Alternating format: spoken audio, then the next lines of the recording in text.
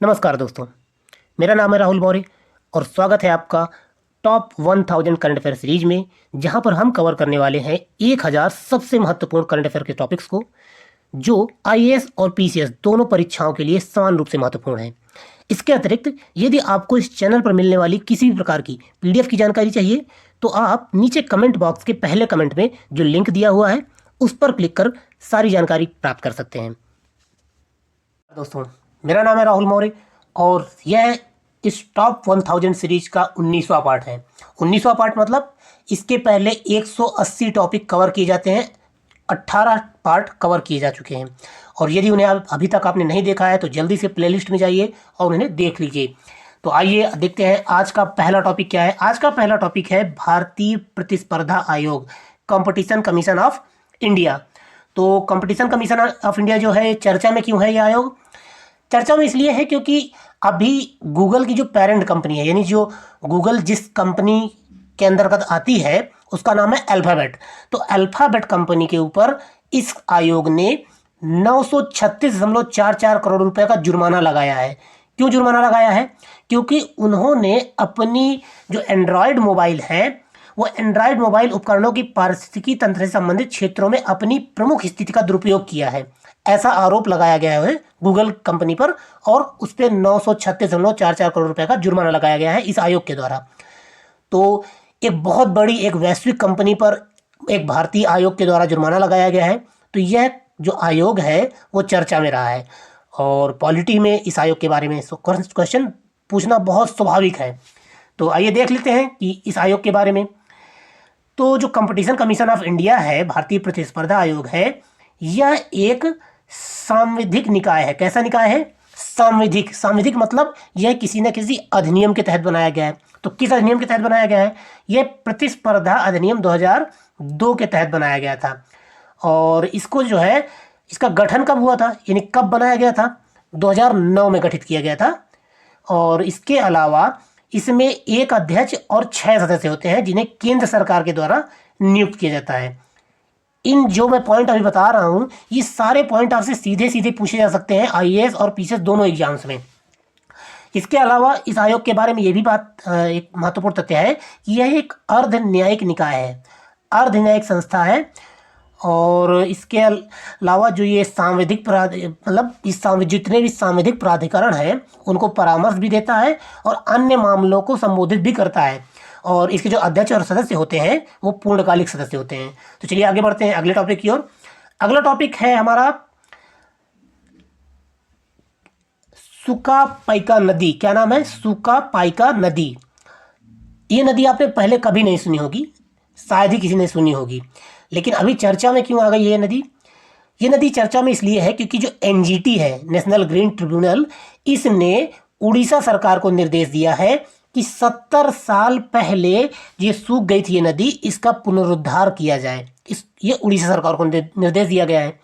तो अब एनजीटी जैसी बड़ी संस्था ने किसी नदी को लेकर निर्देश दिया है, तो वो नदी भी चर्चा में होगी, और वो किसकी सहायक है, कहाँ पर स्थित है, ये भी जो तथ्य होंगे वो भी महत्वपूर्ण होंगे।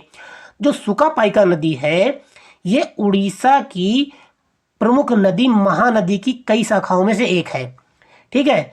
और यह कटक जिले के आयतपुर गांव, कहाँ? कटक जिले के, उड़ीसा के कटक जिले में आयतपुर गांव में महानदी से अलग होती है, और उसी जिले के तारापुर में मुख्य नदी में मिलने से पहले लगभग 40 किलोमीटर बहती है। मतलब कि ये मान लीजिए कि ये महानदी बह रही है, ठीक है, और इसी से एक नदी कट जाती है, और कटने के बाद 40 किलोमीटर चलने के बाद फिर उसी नदी में वापस मिल जाती है। तो ये सुका पाइका नदी ऐसी है, ये महानदी है मेन नदी, और ये सुका पाइका नदी ऐसे कट के वापस फिर उसी में मिल जाती है, लेकिन 40 किलोमीटर पहले यहाँ बहती है। ये नदी सूख गई थी, ठीक है। तो अभी एनजीटी ने निर्देश दिया है कि आप वापस से इसको जीर्णोद्धार कीजिए, उड़ीसा सरकार को ऐसा कहा गया है। तो आपने सुका पाइका नदी के बारे में जान लिया, ये एक महानदी की सहायक नदी है। और तो अब महानदी के बारे में थोड़ा सा जान लीजिए। महानदी के बारे में अगर थोड़ी सी बात करें, तो महानदी जो है वो गोदावरी और कृष्णा के बाद प्रायद्वीपीय भारत की तीसरी सबसे बड़ी और उड़ीसा राज्य की सबसे बड़ी नदी है। पूछा जाए कि उड़ीसा राज्य की सबसे बड़ी नदी कौन सी है, तो वो है महानदी। और प्रायद्वीपीय भारत की तीसरी सबसे बड़ी नदी कौन सी है, तो वो है महानदी। और ये निकलती कहाँ से, इसका उद्गम कहाँ से होता है? इसका उद्गम स्थान छत्तीसगढ़ के धमतरी जिले में सिहावा के नज़दीक है। कहाँ पर? सिहावा, छत्तीसगढ़, बस याद रखिएगा, उतना काफ़ी है। और महानदी की सहायक नदियाँ कौन सी हैं?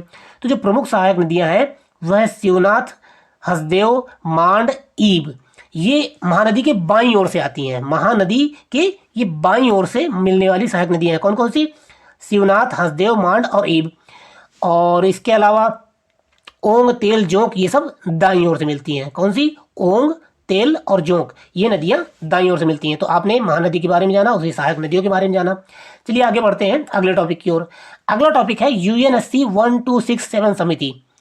ये बड़ा चर्चा में रहा है।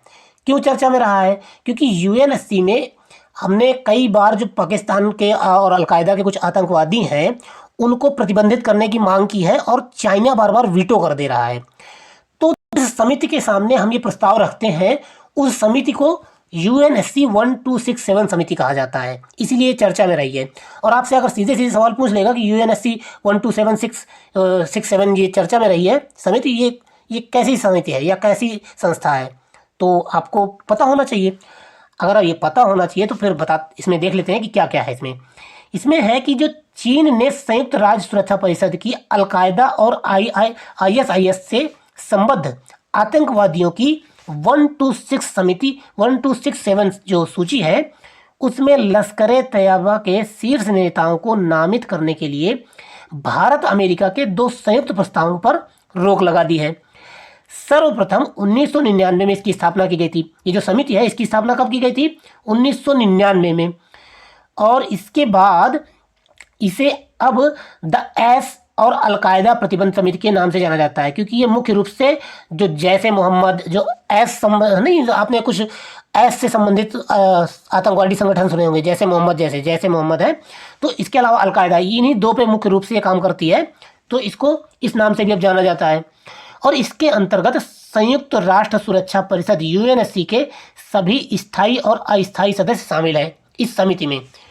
और आतंकवादियों की जो 1267 सूची है यह एक वैश्विक सूची होती है, और इसमें एक बार मुहर लग गई ना यूएनएससी की, मान लिया कि कोई व्यक्ति है और उसको आतंकवादी घोषित कर दिया गया इस सूची में, तो उस पर अनेक प्रकार के प्रतिबंध लग जाते हैं। उसके जितने बैंक अकाउंट होंगे अलग अलग देशों में वो सब सीज कर दिए जाएंगे, उसको उन देशों की यात्रा नहीं कर सकता है वो, और उसको किसी प्रकार का फंड उसके द्वारा चलाए जा रहे एनजीओ और उसके जो संस्थाएं हैं उनको किसी प्रकार का फंड नहीं मिलेगा, तो ये सब प्रतिबंध लग जाते हैं। और ये जो समिति है ये आतंकवाद का मुकाबला करने के प्रयासों पर काम कर रहे हैं सबसे महत्वपूर्ण और सक्रिय संयुक्त राष्ट्र सहायक निकायों में से एक है, और विशेष रूप से अलकायदा और इस्लामिक स्टेट समूह पर ये काम करती है। और इसका उद्देश्य आतंकवादियों की आवाजाही को सीमित करने हेतु संयुक्त राष्ट्र के प्रयासों पर चर्चा करना, और साथ ही इसके अंतर्गत विशेष रूप से यात्रा प्रतिबंध, संपत्ति की जब्ती, आतंकवाद के लिए हथियारों पर प्रतिबंध, ये सब काम यूएनएससी की 1267 समिति करती है। तो आपने यूएनएससी की 1267 समिति के बारे में जाना, तो बढ़ते हैं अगले टॉपिक की ओर। अगला टॉपिक है कामिकेज ड्रोन। बहुत चर्चा में रहा है। एक तो रूस यूक्रेन के साथ जो कॉन्फ्लिक्ट हुआ उसमें बड़ा चर्चा में रहा है, ईरान की वजह से चर्चा में रहा है, और जापान का भी इसमें थोड़ा सा एंगल है, वो भी हम समझ लेंगे। तो सबसे पहले कामिकेज ड्रोन है क्या, मैं आपको एक छोटे शॉर्ट में बता देता हूँ कि जब द्वितीय विश्व युद्ध चल रहा था तो जापान के जो कुछ फाइटर प्लेन होते थे वो अमेरिका पर हमला करने के लिए जाते थे, और जब उनके पूरे के पूरे हथियार ख़त्म हो जाते थे उस फाइटर प्लेन में, तो उनको निर्देश दिया जाता था कि जब तुम्हारे पूरे हथियार ख़त्म हो जाए तो लौट के ना आना, वो फाइटर प्लेन ले जाके अमेरिका की सेना के ऊपर टूट पड़ना, मतलब अपने आप को जाके फाइटर प्लेन के साथ वहीं ब्लास्ट कर देना। तो ऐसे जो एरोप्लेन होते थे, ऐसे जो फाइटर पायलट होते थे, उनको कामिकेज कहा जाता था, यानी वो जो खुद को जाके समर्पित कर देते थे युद्ध में। तो कामिकेज मतलब एक ऐसा ड्रोन या एक ऐसा प्लेन या एक ऐसा उड़ने वाली वस्तु जो खुद जाके ब्लास्ट हो जाए अपने शत्रुओं के ऊपर, तो उसे कामिकेज कहा जाता है। तो हाल ही में क्या हुआ है कि यूक्रेन की राजधानी क्षेत्र पर ईरानी निर्मित कामिकेज ड्रोन द्वारा हमला किया गया, यानी कि ईरान ने रूस को अपने कामिकेज ड्रोन दिए, ऐसे ड्रोन बनाए जो जाके सीधे विस्फोट कर जाते हैं, तो वो ड्रोन रूस को दिए और रूस ने यूक्रेन पर हमला किया उसी से। तो इस प्रकार के कामिकेज ड्रोन है उनकी रूस के साथ चल रहे युद्ध में अमेरिका द्वारा यूक्रेन को भी आपूर्ति की गई है। अब रूस उनका इस्तेमाल कर रहा है, तो अमेरिका ने कहा कि हम ऐसे जो ड्रोन हैं वो हम यूक्रेन को भी देंगे, इसीलिए चर्चा में आ गया। तो इन ड्रोनों को, जो कामी के ड्रोन होते हैं, इन्हें स्विच ब्लेड ड्रोन भी कहा जाता है। और ये छोटे छोटे होते हैं, मानव रहित होते हैं, और जो विस्फोटकों से भरे होते हैं। मैंने कहा ना कि ये जाके सीधे विस्फोट कर जाते हैं, मतलब फट जाते हैं जाके। तो ये छोटे होते हैं, मानव रहित होते हैं, इसमें मानव नहीं होता है, ठीक है। और इन्हें सीधे एक टैंक या सैनिकों के समूह को उड़ाने के लिए इसका प्रयोग किया जाता है, जो लक्ष्य से टकराने पर विस्फोट होकर नष्ट हो जाते हैं। उम्मीद है कि आप कामिकेज ड्रोन समझ चुके हैं। चलिए आगे बढ़ते हैं। अगला टॉपिक है निहोंसु। क्या है? निहोंसु। निहोंसु क्या है? निहोंसु इसलिए चर्चा में रहा है क्योंकि हर देश में, अलग अलग देश, सभी देशों का एक दूतावास होता है। वैसे ही भारत में बाकी जितने देश हैं उन सबके दूतावास हैं। तो जापान का भी दूतावास है। अब जापान में एक पेय पदार्थ, एक ड्रिंक पिया जाता है, ठीक है ना। एक दैनिक जीवन का, मतलब वो लोग रोज इस ड्रिंक को पीते हैं, जिसको निहोंसु बोला जाता है। तो भारत के जो दूतावास में, जो जापानी दूतावास है, वहाँ भी लोग पीते हैं। तो ये धीरे धीरे यहाँ प्रचलित होने लगा। तो जापानी दूतावास के द्वारा भारत से ये मांग की गई है कि हमारे निहोंसु को आप अपने भारत में जीआई टैग दे दीजिए, geographical indication tag. Geographical indication tag क्या होता है? जियोग्राफिकल इंडिकेशन टैग ऐसी, मतलब एक ऐसा टैग है किसी उत्पाद को दिया जाने वाला, कि अगर यह टैग किसी उत्पाद को मिल गया तो उस उत्पाद को फिर केवल वही व्यक्ति बना सकता है जिसको यह टैग प्राप्त हुआ है। अगर निहोंसु को, जो निहोंसु पेय पदार्थ है, इस पेय पदार्थ को भारत में जीआई टैग मिल जाता है, तो फिर इस पेय पदार्थ को सिर्फ जापान के जो लोग हैं वही लोग बना के भारत में बेच सकते हैं। भारत में कोई इस पेय पदार्थ को फिर नहीं बना सकता है, ठीक है ना। भारत की दूसरी कंपनी या भारत के लोग इस पेय पदार्थ को नहीं बना के बेच सकते हैं। इसे ही कहते हैं जियोग्राफिकल इंडिकेशन टैग। तो हुआ ये है कि नई दिल्ली स्थित जापान के दूतावास में निहोंसु यानी जापानी सेक, इसको एक जापानी सेक है जिसको निहोंसु कहा गया है, इसको भौगोलिक संकेतक टैग देने की मांग की गई है। और ये पहली बार ऐसा होगा कि किसी विदेशी उत्पाद को भारत में जीआई टैग मिले, है ना। ये पहली बार है जब जापानी निकेशी उत्पाद को भौगोलिक संकेतक के लिए टैग आवेदन किया गया है। और जापान में निहोंसु को चावल के किण्वन यानी फर्मेंटेशन से विशेष और मूल्यवान पेय पदार्थ के रूप में माना जाता है। बनाया कैसे जाता है? इसको जापान में चावल को फर्मेंटाइज करके, मतलब फर्मेंटेशन करके इसका पेय पदार्थ बनाया जाता है। और लोग जो है वो पारंपरिक रूप से त्योहारों, शादियों और अंत्येष्टि जैसे संस्कारों में भी निहोंसु पीते हैं, और इसका सेवन दैनिक आधार पर भी किया जाता है। एक प्रकार के जापान में जीवन शैली और संस्कृति का एक अभिन्न है। एक प्रकार जैसे हम लोग जौ की बियर बनाते हैं ना, फर्मेंटेशन करके, वैसे वो चावल का एक प्रकार का पेय पदार्थ बनाते हैं जिसको निहोंसु कहा जाता है। चलिए आगे बढ़ते हैं अगले टॉपिक की ओर। अगला टॉपिक है भारत का पहला एल्युमिनियम फ्रेट रेक। भारत का पहला aluminium freight rake. Freight rake क्या होता है? जो आप मालगाड़ी के डिब्बे देखते हैं ना, इन्हीं को फ्रेट रेक कहा जाता है। फ्रेट मतलब माल और रेक मतलब रैक, एक प्रकार का रैक जिसमें माल ढोया जाता है, तो फ्रेट रेक है।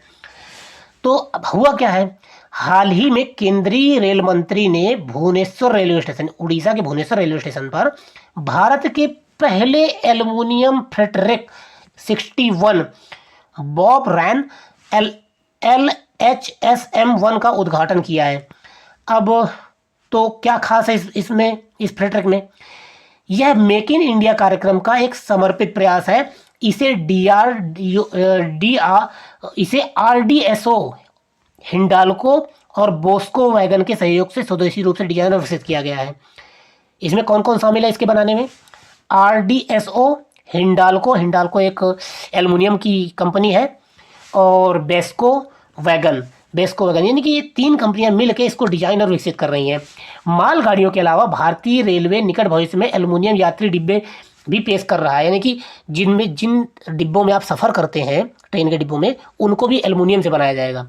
फ़ायदा क्या होगा? देखिए, एल्युमिनियम का मतलब जो एल्युमिनियम है वो आसानी से पिघल जाता है, आसानी से इसको ढाला जा सकता है, और इसको बनाने में बहुत कम कार्बन उत्सर्जन होता है। तो कार्बन फुटप्रिंट कम होगा, जाहिर सी बात है, प्रदूषण कम होगा। तो एल्युमिनियम इसीलिए लाया जा रहा है। तो यह कार्बन फुटप्रिंट को कम करेगा, क्योंकि ईंधन की कम खपत और माल अधिक परिवहन होगा। और जो एकल रैक अपने जीवन काल में 14,500 टन से अधिक CO2 बचा सकता है। तो इसीलिए भाई एल्युमिनियम के फ्री ट्रक लाए जा रहे हैं। तो आपने जाना कि एल्युमिनियम फ्री ट्रक क्या है और कहाँ पर लाए जा रहे हैं। भुवनेश्वर में इसको उद्घाटन किया गया। अगला टॉपिक है भारत के 50वें मुख्य न्यायाधीश। आप जानते हैं कि सुप्रीम कोर्ट के जो मुख्य न्यायाधीश हैं वो बदल चुके हैं, और पूर्व जो मुख्य न्यायाधीश थे कौन थे, यूयू ललित थे, और वो रिटायर हो चुके हैं। उनकी जगह अब कौन आ गए हैं, डीवाई चंद्रचूड़, जिनका पूरा नाम क्या है, धनंजय यशवंत चंद्रचूड़। क्या नाम है, धनंजय यशवंत चंद्रचूड़। और ये किस नंबर के हैं, नंबर पूछ लिया था। 50वें मुख्य न्यायाधीश हैं ये। 49वें कौन थे, 49वें थे यूयू ललित। और जो न्यायमूर्ति चंद्रचूड़ हैं ये कितने साल समय तक रहेंगे, ये 2 वर्ष तक भारत के मुख्य न्यायाधीश रहेंगे। ठीक है, 2024 में ये रिटायर होंगे। तो थोड़ा सा अब सीजेआई जो भारत के मुख्य न्यायाधीश हैं उनकी योग्यता, उनके नियुक्ति के बारे में भी थोड़ा सा जान लेते हैं। संविधान में क्या क्या प्रावधान है। योग्यता की बात की जाए तो सीजेआई भारत का नागरिक होना चाहिए, सबसे पहली योग्यता है। और कम से कम 5 साल तक, कम से कम 5 साल तक उसने उच्च न्यायालय का न्यायाधीश के पद पर रहा हो। किसी भी उच्च न्यायालय, एक या एक से अधिक उच्च न्यायालयों में वो न्यायाधीश के पद पर रहा हो। इसके अलावा या फिर अगर वो न्यायाधीश नहीं भी रहा है तो कम से कम 10 वर्ष तक उच्च न्यायालय, एक उच्च न्यायालय या एक से अधिक उच्च न्यायालयों में अधिवक्ता रहा हो, यानी वकील रहा हो। और या फिर अगर ये योग्यता भी नहीं है तो यदि वो राष्ट्रपति की नज़र में एक बहुत बड़ा मतलब विधिवेत्ता है, मतलब विधि का जानकार है, तो भी उसे मुख्य न्यायाधीश के रूप में नियुक्त किया जा सकता है। तो मुख्य न्यायाधीश किन शर्तों पर नियुक्त हो सकता है, पहला तो वो 5 साल तक किसी हाईकोर्ट में या एक से अधिक हाईकोर्ट में मतलब जज रहा हो। दूसरी योग्यता क्या हो सकती है कि वो 10 साल तक एक या एक से अधिक हाईकोर्ट में अधिवक्ता रहा हो। तीसरी योग्यता क्या हो सकती है, राष्ट्रपति की नज़र में या राष्ट्रपति की जानकारी में वो एक महान विधिवेत्ता रहा हो। ठीक है ना, तो ये उनकी योग्यताएं हो सकती हैं। और सीजेआई जो होता है वो सर्वोच्च न्यायालय के न्यायाधीशों की नियुक्ति राष्ट्रपति द्वारा संविधान के अनुच्छेद 124 के खंड 2 के तहत की जाती है। जो सीजेआई की नियुक्त होती है वो अनुच्छेद 124 के तहत होती है। और इन्हें पद से हटाया कैसे जा सकता है, और यदि इन्हें पद से हटाना हो तो संसद द्वारा राष्ट्रपति का अभिभाषण प्रस्तुत किए जाने के बाद ही, यदि राष्ट्रपति अभिभाषण प्रस्तुत करते हैं तो उसके बाद राष्ट्रपति के आदेश से हटाया जा सकता है। और राष्ट्रपति के आदेश से कब हटाया जा सकता है, जब इसे संसद के प्रत्येक सदन के द्वारा विशेष बहुमत पारित किया जाए। यानी इन्हें हटाने के लिए जब संसद से विशेष बहुमत पारित हो और फिर राष्ट्रपति का आदेश भी प्राप्त हो जाए तब इन्हें हटाया जा सकता है। और हटाया किस आधार पर जा सकता है, हटाने का आधार हो सकता है सिद्ध कदाचार, या तो इन्होंने किसी प्रकार का कदाचार किया हो और वो प्रूफ हुआ हो, या फिर ये अक्षमता साबित करें, या ऐसा प्रूफ हो जाए कि अब ये योग्य नहीं रहे हैं। ठीक है, अगर ये 2 बातें हैं तो इन्हें हटाया जा सकता है। और किस अनुच्छेद से हटाया जा सकता है, अनुच्छेद 124(4) के तहत इन्हें हटाया जा सकता है। तो ये आपने भारत के मुख्य न्यायाधीश के बारे में सारी बातें जानी। चलिए बढ़ते हैं अगले टॉपिक की ओर। अगला टॉपिक है रसायन विज्ञान में नोबेल पुरस्कार 2022। तो 2022 का रसायन का नोबेल पुरस्कार किसे मिला है, तो रसायन का जो नोबेल पुरस्कार है वो बैरी शार्पलेस को मिला है। किसको मिला है, बैरी शार्पलेस, मोर्टन मेल्डट और कैरोलिन बार्टोजी। इन 3 व्यक्तियों को रसायन यानी केमिस्ट्री का नोबेल पुरस्कार दिया गया है। ये तीनों नाम आपको याद रखेंगे, क्योंकि ऑप्शन में 4 देंगे और कहेंगे निम्न में से किसे नहीं प्राप्त हुआ है, या फिर 1 दे देगा और कहेगा निम्न में से किसे प्राप्त हुआ है। तो आपको ये नाम याद रखने ही पड़ेंगे। आगे है तो ये, लेकिन ये भी है कि किस क्षेत्र में दिया जाता है, इस पर भी सवाल 1-2 बार पूछा गया है। तो किस क्षेत्र में, मतलब केमिस्ट्री में इन्होंने ऐसी कौन सी उपलब्धि हासिल की है जिसकी वजह से इनको नोबेल पुरस्कार मिला है। तो केमिस्ट्री में इन्हें क्लिक केमिस्ट्री और बायो ऑर्थोगोनल केमिस्ट्री के विकास के लिए इन्हें ये पुरस्कार दिया गया है। रसायन विज्ञान में 2021 का नोबेल पुरस्कार पिछले साल, हाँ यूपीपीसीएस में अक्सर ऐसा होता है कि इस बार का ना पूछ के पिछले साल का भी पूछ लेता है, तो आपको पिछले बार का ही पता होना चाहिए। तो 2021 का नोबेल पुरस्कार किसे मिला था, बेंजामिन लिस्ट और डेविड मैकमिलन को मिला था। और किस क्षेत्र में मिला था, एसेमेट्रिक आर्गेनो कैटालिसिस के जो क्षेत्र है उसके लिए केमिस्ट्री का नोबेल पुरस्कार इन दोनों लोगों को मिला था। तो केमिस्ट्री का 2021 का नोबेल पुरस्कार और 2022 का नोबेल पुरस्कार, ये दोनों आपने जान लिया। चलिए आगे बढ़ते हैं अगले टॉपिक की ओर। अगला हमारा टॉपिक है वंदे भारत 2.0। वंदे भारत क्या है? वंदे भारत एक ट्रेन का नाम है। और 2.0 इसलिए क्योंकि इसके पहले केवल 2 ट्रेनें चलाई गई थी, अभी इसका एक नया फेज शुरू किया गया है। इसमें थोड़ा सुधार करके या इसमें थोड़े और अपग्रेड करके एक नई ट्रेन वंदे भारत की चलाई गई है, इसीलिए इसको वंदे भारत 2.0 कह दिया गया है। तो हुआ ये है कि प्रधानमंत्री मोदी ने गांधीनगर और मुंबई के बीच, कहाँ चलाई गई है ये ट्रेन? गांधीनगर और मुंबई के बीच वंदे भारत एक्सप्रेस के नए और उन्नत संस्करण का शुभारंभ किया है। और ये जो नई ट्रेन होगी वो 160 किलोमीटर प्रति घंटे की रफ्तार से मतलब चलेगी। और वर्तमान में 2 वंदे भारत अभी चल रही हैं। कहाँ? एक नई दिल्ली से वाराणसी चल रही है और दूसरी नई दिल्ली से कटरा यानी जम्मू की ओर चल रही है। अब ये तीसरी कहाँ चल रही है? गांधीनगर से मुंबई के बीच में चलाई जाएगी। सरकार अगले 3 वर्षों में इनमें से कुल मतलब वंदे भारत कुल 400 ट्रेनों को विकसित करने की योजना बनाया है। ये जो आगे का टारगेट है आपसे पूछा जाएगा, सरकार कितनी वंदे भारत चलाने का टारगेट बनाया है? तो अगले 3 वर्ष में 400 वंदे भारत ट्रेन ऐसी बनाई जाएंगी। तो ये आपने वंदे भारत 2.0 के बारे में जाना। अगला और आखिरी टॉपिक देख लेते हैं आज का। आज का अगला और आखिरी टॉपिक है 36वें राष्ट्रीय खेलों का उद्घाटन। राष्ट्रीय खेल हर 4 साल में आयोजित किए जाते हैं और ये 36वां राष्ट्रीय खेल अभी आयोजित किया जा रहा है। कहाँ आयोजित किया जा रहा है? तो प्रधानमंत्री नरेंद्र मोदी ने अहमदाबाद के गुजरात में 36वें राष्ट्रीय खेलों का उद्घाटन किया है। जगह का नाम जरूर याद रखिएगा, अहमदाबाद के गुजरात में। और राष्ट्रीय खेल 2022 29 सितंबर से 12 अक्टूबर तक आयोजित किए जाएंगे। और इसमें इस बार 2 नए, बाकी सारे राज्य जो अभी तक हिस्सा ले रहे थे वो तो लेंगे ही, लेकिन 2 जो नए यूटी बने हैं, यूनियन टेरिटरी बनी है, वो भी इस बार हिस्सा लेंगे। कौन सी? लद्दाख और दादरा नगर हवेली और दमन दीव, ये भी इस बार हिस्सा लेंगे और इस साल राष्ट्रीय खेलों में अपनी शुरुआत करेंगे। और इन खेलों का पिछला संस्करण कब हुआ था? 2015 में हुआ था। और कहाँ हुआ था? केरल में हुआ था। तो ये भी आपको याद रखना है। तो ये रहे आज के 10 टॉपिक। मिलते हैं अगले वीडियो में। धन्यवाद दोस्तों। यह इस सीरीज का 20वां टॉपिक है और इससे 19 टॉपिक कवर किए जाते हैं चुके हैं। 119 पार्ट कवर किए जा चुके हैं, 190 टॉपिक कवर किए जा चुके हैं। तो आइए देखते हैं आज का पहला टॉपिक क्या है, 191वां टॉपिक क्या है। आज का पहला टॉपिक 191वां टॉपिक है वन वेब। क्या है? One web. वन वेब क्या है? वन वेब इसलिए चर्चा में रहा है क्योंकि इसरो ने इसे लॉन्च किया है, लेकिन ये भारत का नहीं है। आपने स्टारलिंक परियोजना का नाम सुना है? स्टारलिंक परियोजना एलोन मस्क की एक ऐसी परियोजना है जिसमें पृथ्वी के चारों ओर ढेर सारे उपग्रह स्थापित किए जाएंगे। और ये उपग्रह सैटेलाइट के माध्यम से ही, यहाँ वाईफाई के माध्यम से आपको इंटरनेट प्रदान करेंगे। तो एक प्रकार का लिंक बनाया जा रहा है चारों तरफ। तो वो स्टारलिंक परियोजना है किसकी? एलोन मस्क की। ठीक वैसी ही एक दूसरी कंपनी है लंदन की, इंग्लैंड की, इसका नाम है वन वेब। अब वन वेब भी ऐसे ही ढेर सारे उपग्रह पृथ्वी के चारों ओर स्थापित कर रहा है।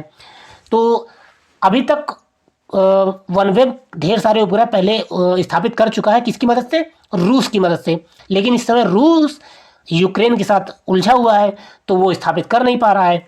तो वन वेब ने इसरो से सहायता मांगी कि भाई हमारे कुछ उपग्रह हैं, इनको आप स्थापित कर दीजिए। तो इसरो ने अपने GSLV मार्क 3 के द्वारा अभी 36 उपग्रह वन वेब के लॉन्च किए हैं। तो इसीलिए चर्चा में रहा है। तो वन वेब क्या है? वन वेब एक प्रकार की कंपनी है जो उपग्रहों का नेटवर्क स्थापित कर रही है इंटरनेट के लिए।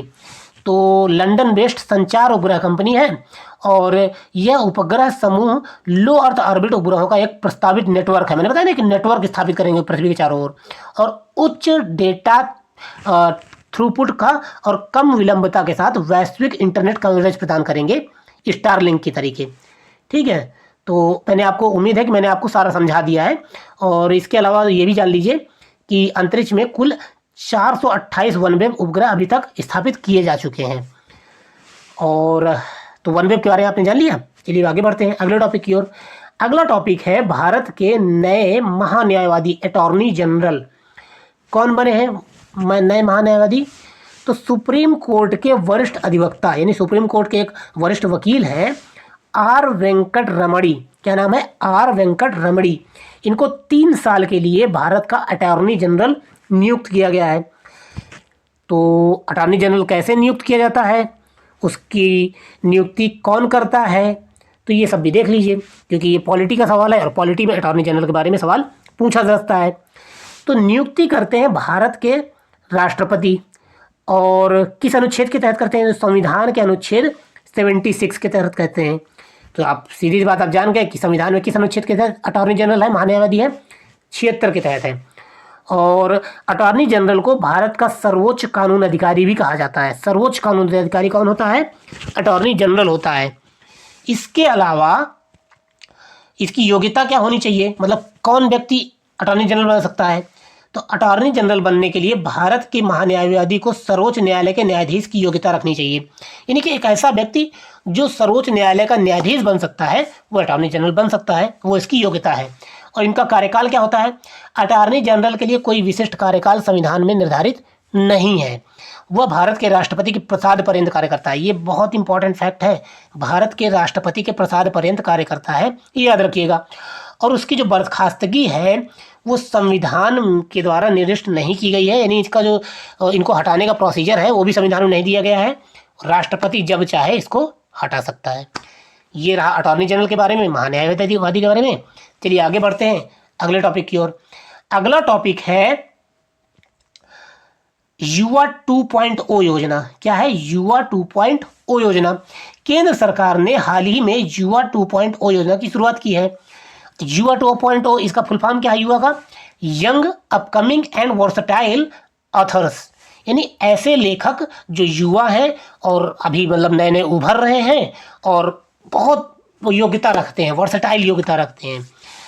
और ये जो युवा 2.0 है ये युवा योजना का दूसरा संस्करण है। कौन चला रहा है इस योजना को, केंद्रीय शिक्षा मंत्रालय द्वारा आज़ादी का अमृत महोत्सव या भारत @75 परियोजना के हिस्से के रूप में इसको शुरू किया गया है। किसने शुरू किया है, केंद्रीय शिक्षा मंत्रालय ने शुरू किया है और भारत @75 परियोजना के तहत इसको शुरू किया गया है।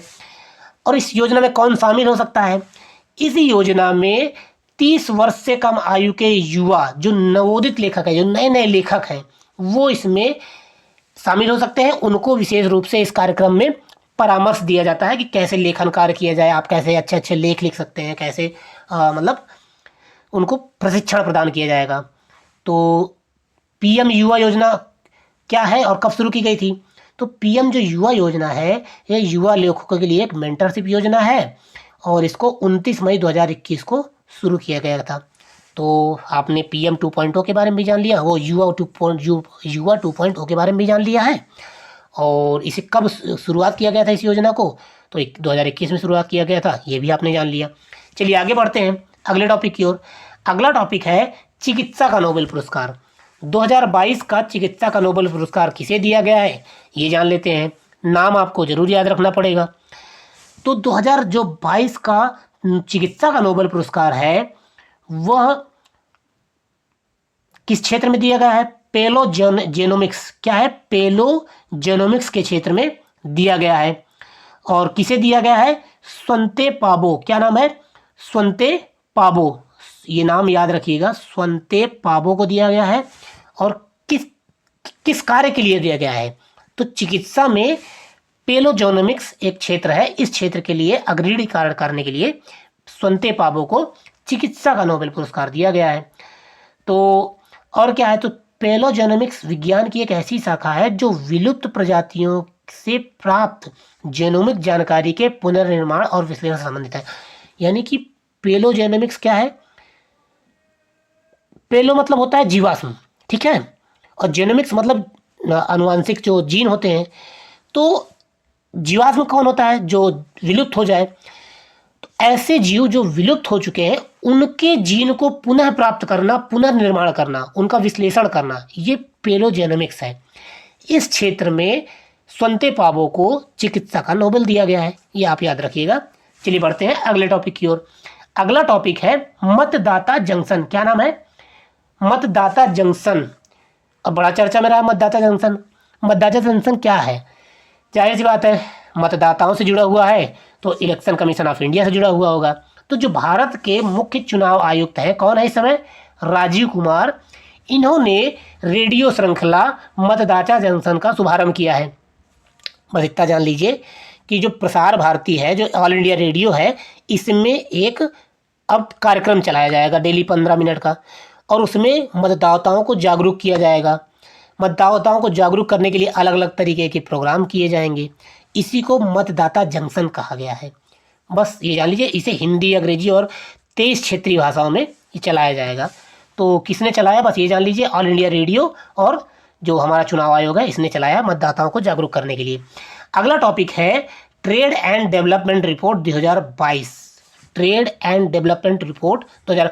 रिपोर्ट से सवाल पक्का 2 पूछे जाते हैं हर बार, यूपी पीसीएस में भी और आईएएस में भी। कौन जारी करता है, ये बहुत इंपॉर्टेंट होता है। तो रिपोर्ट ये वाली किसने जारी की, और जो मुख्य मुख्य संस्थाएं हैं उन्हीं की इंपॉर्टेंट हैं। तो मैं और हम लोग उन्हीं की रिपोर्ट चुनते हैं जो बहुत बहुत इंपॉर्टेंट संस्थाएं हैं। जो अंकटाड है ये एक बहुत ही यूनाइटेड नेशन की महत्वपूर्ण संस्था है और इसकी रिपोर्ट इंपॉर्टेंट है, इसलिए ये चुनी गई है। तो अंकटाड ने अपनी ट्रेड एंड डेवलपमेंट रिपोर्ट जारी की है, वार्षिक रूप से ये जारी होती है। और इस रिपोर्ट के अनुसार भारतीय अर्थव्यवस्था 2022 में 5.7% और 2023 में 4.7% बढ़ेगी। और वित्त वर्ष 2022 में देश की जीडीपी 8.7 बढ़ी है, ये इस रिपोर्ट में बताया गया है। तो आप मेनली बस इतना याद रखिए कि रिपोर्ट किसने जारी की है, तो अंकटाड ने जारी की है। चलिए आगे बढ़ते हैं अगले टॉपिक की ओर। अगला टॉपिक है हर स्टार्ट इनिशिएटिव। क्या नाम है, हर स्टार्ट इनिशिएटिव। ये कैसा इनिशिएटिव है, जो हर स्टार्ट इनिशिएटिव है इसको हाल ही में भारत की राष्ट्रपति द्रौपदी मुर्मू जी ने लॉन्च किया है। अब राष्ट्रपति जी ने कोई इनिशिएटिव लॉन्च किया है तो इम्पॉर्टेंट है।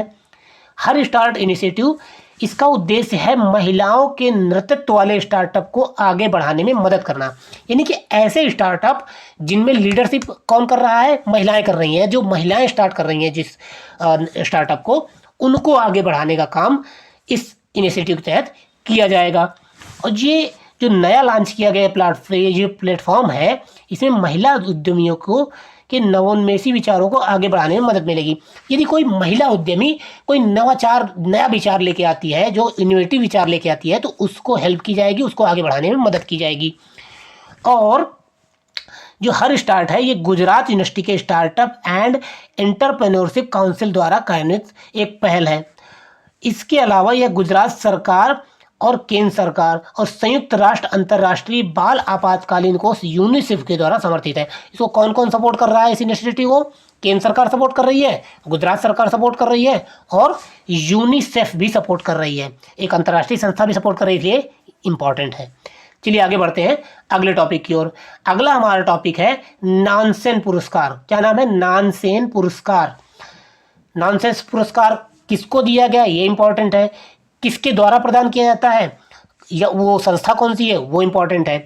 तो जो नानसेन पुरस्कार है और क्यों दिया जाता है, ये भी इंपॉर्टेंट है। तो जो नानसेन पुरस्कार है ये इस बार जर्मनी की पूर्व चांसलर एंजेला मार्केल को प्रदान किया गया है। किसको दिया गया है? एंजेला मार्केल को। और जो ये प्रदान कौन करता है, तो ये प्रदान करता है यूएनएचसीआर। यूएनएचसीआर क्या है? United nation high commission for refugees. United nation high commission for refugees, शरणार्थियों के लिए जो हाई कमीशन है यूनाइटेड नेशन का, उसके द्वारा ये नानसेन पुरस्कार प्रतिवर्ष प्रदान किया जाता है। जाहिर सी बात है, किन लोगों को प्रदान किया जाएगा? ऐसे लोग जो शरणार्थियों के लिए विशेष रूप से कार्य करते हैं। तो एंजेला मार्केल जी, जिन्होंने अपने पद पर रहते हुए शरणार्थियों को शरण प्रदान करने के लिए विशेष रूप से बहुत ज़्यादा काम किया है। जर्मनी में बहुत सारे शरणार्थियों को शरण प्रदान की गई है एंजेला मार्केल के द्वारा अपने कार्यकाल में। इसी के लिए यूएनएचसीआर ने पूर्व जर्मन चांसलर एंजेला मार्केल को नानसेन पुरस्कार प्रदान किया है। और यह हर साल नानसेन पुरस्कार जो है किसी व्यक्ति, समूह या संगठन को शरणार्थियों, स्टेटलेस और विस्थापित लोगों की सहायता के लिए उनके योगदान में मान्यता प्रदान करने के लिए दिया जाता है। ये आपने जानना नानसेन पुरस्कार के बारे में। अगले टॉपिक की ओर बढ़ते हैं। अगला टॉपिक है भारत ये भौतिकी का नोबेल पुरस्कार 2022। 2022 में फिजिक्स का नोबेल पुरस्कार किसे दिया गया है, ये जान लीजिए। तो 2022 में फिजिक्स का नोबेल पुरस्कार 3 वैज्ञानिकों को दिया गया है। कौन? एलन एस्पेक्ट, जॉन क्लॉसर और एंटोन जिलिंगर। क्या नाम है इनका? एलन एस्पेक्ट, जॉन क्लॉसर और एंटोन जिलिंगर। इनको क्वांटम यांत्रिकी, क्वांटम मैकेनिज्म के क्षेत्र में अनुसंधान हेतु फिजिक्स का नोबेल पुरस्कार 2022 का दिया गया है। क्वांटम मैकेनिज्म के क्षेत्र में इन्होंने क्या किया है? तो क्वांटम मैकेनिज्म के क्षेत्र में इन्होंने जो उप परमाणु होते हैं उन कणों के व्यवहार की प्रगति, इनकी समझ की प्रगति की दिशा में इन्होंने योगदान दिया है। क्वांटम क्षेत्र में जो सब एटॉमिक पार्टिकल होते हैं उनके बिहेवियर को इन्होंने और अच्छे समझाया है, उसके समझने में मदद की है। इसी क्षेत्र में इन्हें फिजिक्स का नोबेल दिया गया है। आपको ये मतलब ये दो बातें पता होनी चाहिए, किसे दिया गया है और किस क्षेत्र में दिया गया है। तो आगे बढ़ते हैं अपने आखिरी टॉपिक की ओर। आखिरी टॉपिक क्या है? साहित्य का नोबेल पुरस्कार। साहित्य का नोबेल पुरस्कार 2022 किसे प्रदान किया गया है? तो हाल ही में फ्रांसीसी लेखक एनी अर्नॉक्स, क्या नाम है इनका? एनी अर्नॉक्स, नाम याद रखिएगा, एनी अर्नॉक्स, इनको साहित्य का नोबेल पुरस्कार दिया गया है। अब जो एनी अर्नॉक्स है उनको यह पुरस्कार साहस और नैदानिक तीक्ष्णता के साथ वह व्यक्तिगत स्मृति व्यवस्थाओं और सामूहिक प्रतिबंधों को उजागर करती हैं, ऐसी मतलब इनकी इस प्रतिबद्धता के लिए दिया गया है। साहस और नैदानिक जो तीक्ष्णता जिसके साथ वह व्यक्तिगत स्मृति और व्यवस्थाओं और सामूहिक प्रतिबंधों को उजागर करती हैं, उनकी इस उपलब्धि के लिए इन्हें यह साहित्य का नोबेल पुरस्कार, जो साहित्य का नोबेल पुरस्कार है वो किसी विशेष कृति या किसी विशेष मतलब उपन्यास लेखन के लिए नहीं प्रदान किया जाता है। वो किसी साहित्यकार को उसके ओवरऑल पूरा जिसने अब तक जितने उसने लेखन कार्य किया है उस पूरे लेखन कार्य की उपलब्धि के लिए दिया जाता है। तो इस बार एनी अर्नॉक्स को उनके लेखन कार्य के लिए ये साहित्य का नोबेल पुरस्कार दिया गया है। और अगर एनी अर्नॉक्स की कुछ प्रमुख कृतियों की बात करें तो इनकी जो द ईयर्स है, इनकी एक कृति है द ईयर्स नाम की। इनको इंटरनेशनल का मैन बुकर पुरस्कार पहले मिल चुका है। तो हो सकता है आपसे सीधे सीधे इस कृति का नाम ही पूछ ले कि द ईयर्स किस लेखक की रचना है। तो ये इस बार की साहित्य नोबेल पुरस्कार विजेता एनी अर्नॉक्स की रचना है। और इसके अलावा वर्ष 2021 का जो साहित्य का नोबेल पुरस्कार है वो अब्दुल रज्जाक गुरनाह को दिया गया था। क्या नाम था इनका? उपन्यास अब्दुल रज्जाक गुरनाह। इन्होंने उपनिवेशवाद के प्रभावों और संस्कृतियों एवं महाद्वीपों के बीच संघर्ष में जो शरणार्थी हैं उनके भाग्य और उनके अडिग व करुणामय कार्य के लिए मतलब इन्होंने मुख्य रूप से शरणार्थियों की दशा जो दिशा दशा है उसके बारे में काफ़ी कुछ लिखा है। इसके लिए उन्हें 2021 का साहित्य का नोबेल पुरस्कार प्रदान किया गया था। तो आपने जाना साहित्य के नोबेल पुरस्कार के बारे में। तो आज के ये कुल मिला के सारे टॉपिक खत्म हो चुके हैं। तो मिलते हैं अगले टॉपिक में। धन्यवाद।